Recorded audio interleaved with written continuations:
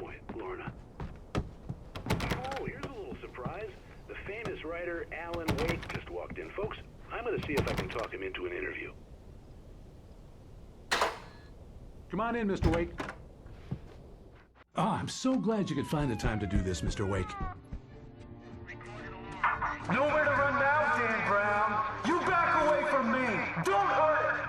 Whoa. Everyone calm down. Put the gun down. We're all friends here, right? Cool your jets, Nightingale. We got him. Judas Priest! What the hell's the matter with you? There's a civilian in there.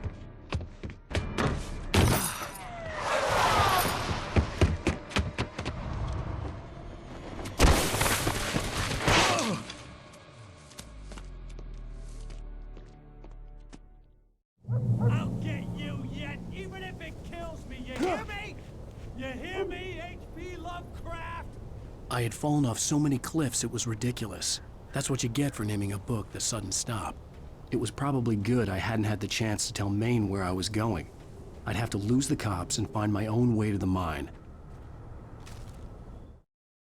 Nightingale stared through the broken studio window into the dark woods. He turned around, started to walk out, but Maine grabbed his arm. "Young man, you almost shot me.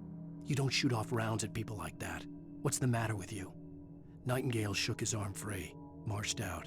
His cheeks burned with rage and humiliation.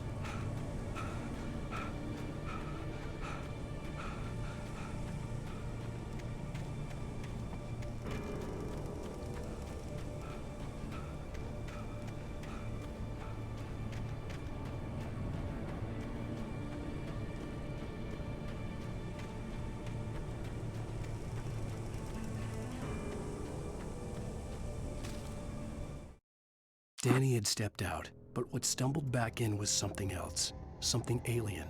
A monster. Walter tried to kill it, first with his fists, then a chair. It wouldn't die.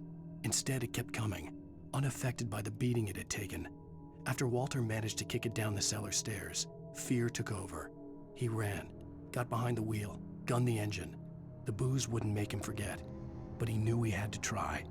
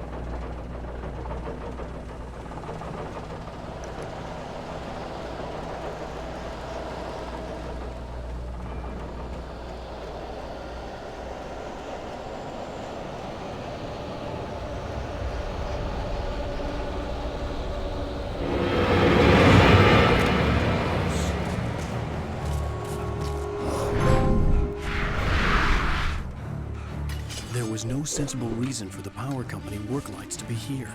It was almost as if they'd been left for someone like me to use.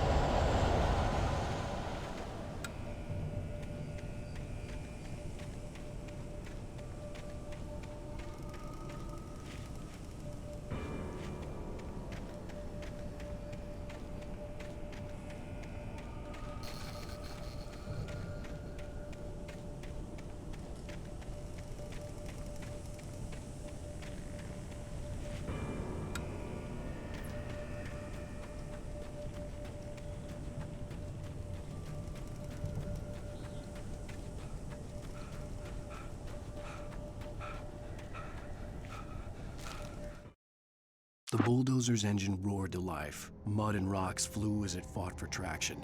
It crashed through the concrete wall and landed heavily in the yard. If it were an animal, it would have shaken its head after the impact, fixed its eyes on me, and charged. Of course, it had no head, nor eyes. Shadows crawled on its form, twisting it into a monster. Then, it came for me.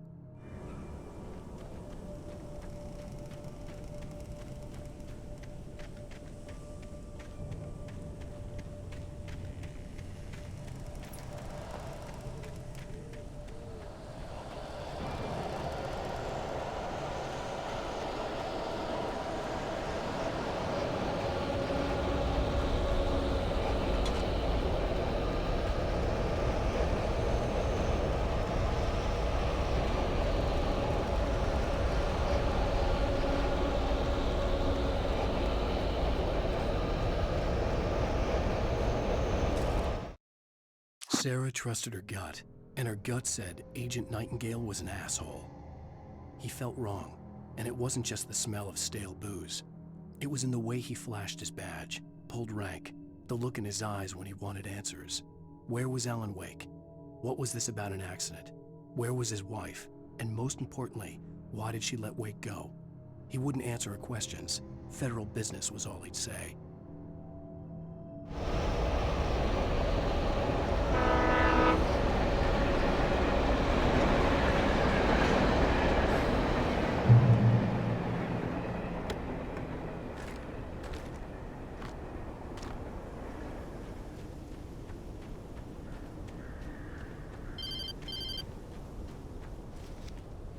Hello? The most stubborn man I've ever met. Alice? Alice? Alan. I'm so afraid. Keeps me in the dark. Please help me. I look at you, Alan, and it's not you. Something else. Looking out from behind your eyes. Alice, I'm here. I'm so alone here. It's all gonna go to hell. You need to be careful. Cooperate. The connection had been terrible, but that wasn't the only thing that hadn't been right with the call. She sounded wrong somehow, but she had called me. The pipe wrenched itself loose from the bridge's steel framework. Wrapped in darkness, it floated in midair, twitching. For a moment, I didn't understand what I was looking at. The heavy object lurched at me with impossible force. I threw myself out of the way, but just barely. When I turned my flashlight on it, it shook in a dark rage before it flew at me again.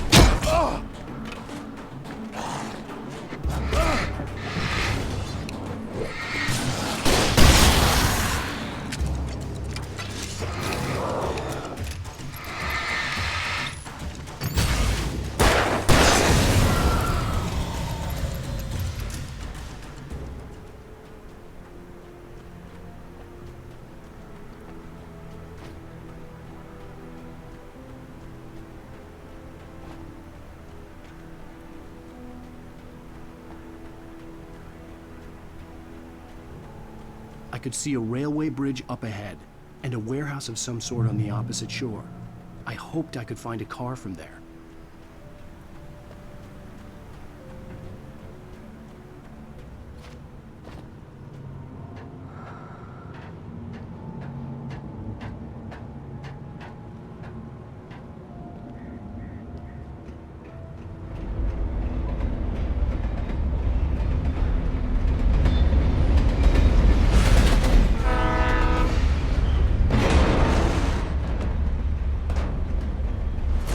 darkness that was pursuing me was growing stronger, and it was taking over everything in its path.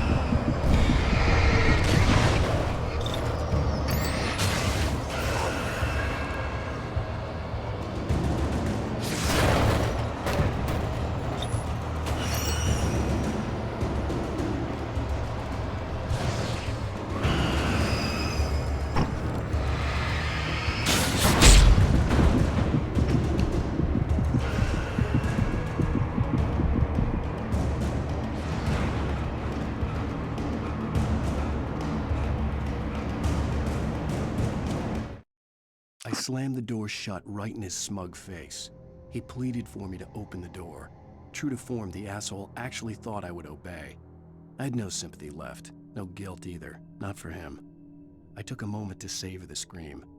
I bet I had a smile on my face. It was all that I had time for. The dark presence was inside the lodge with me.